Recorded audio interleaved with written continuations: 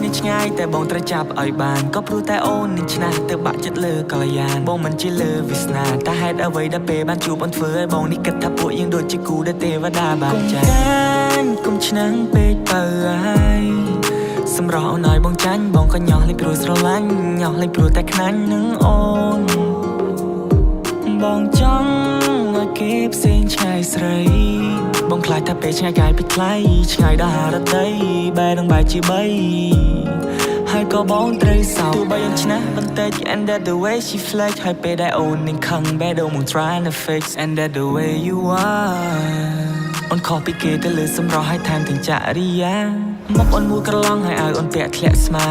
អូនសុភាពតែកាចឲ្យបងពិបាកនឹងថាអូនស្អាតជាងគេទាំងអស់នារីនៅឋានកណ្ដាលឬមិនមែនកូនមនុស្សអូនជាកូនទេវតាបងចង់តែនាំអូនចេញពីគេ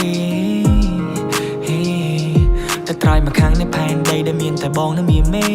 សាស្នេហ៍នៅកន្លែងដែលគ្មានអ្នកណារកឃើញទេឈ្មោះអញ្ចឹងនៅក្នុងបេះដូងបងដូចជាពេជ្របងខ្លាចថាលែងមានថ្ងៃរះហើយមានតែថ្ងៃលេចបងខ្លាចថាមានរឿងកើតឡើងធ្វើឲ្យបេះដូងយើងក្រិចបងខ្លាចថាពេលវេលាមើលថែអូនអស់កតាបកិច្ចកាយនៅឆ្ងាយតែបងត្រូវចាប់ឲ្យបានក៏ព្រោះតែអូននឹងឆ្នះទៅបាក់ចិត្តលើកល្យានបងមិនជាលើវាសនាតែហេតុអ្វីដែលពេលបានជួបអូនធ្វើឲ្យបងនេះគិតថាពួកយើងដូចជាគូដែលទេវតាបានចែកគុំឆ្នាំងពេកបើហើយសម្រស់អូនឲ្យបងចាញ់បងក៏ញោះលេចព្រោះស្រឡាញ់ញោះលេចព្រោះតែខ្លាញ់នឹងអូនបងចង់ឲ្យគេផ្សេងឆ្ងាយស្រីបងខ្លាចថាពេលឆ្ងាយកាយពីថ្លៃឆ្ងាយដល់ហារតីបែរនឹងបែរជាបីហើយក៏បងត្រូវសោកគុំឆ្នាំងពេកបើហើយសម្រស់អូនឲ្យបងចាញ់បងក៏ញោះលេចព្រោះស្រឡាញ់ញោះលេចព្រោះតែខ្លាញ់នឹងអូនបងចង់ឲ្យគេផ្សេងឆ្ងាយស្រីបងខ្លាចថាពេលឆ្ងាយកាយពីថ្លៃឆ្ងាយដល់ហារតី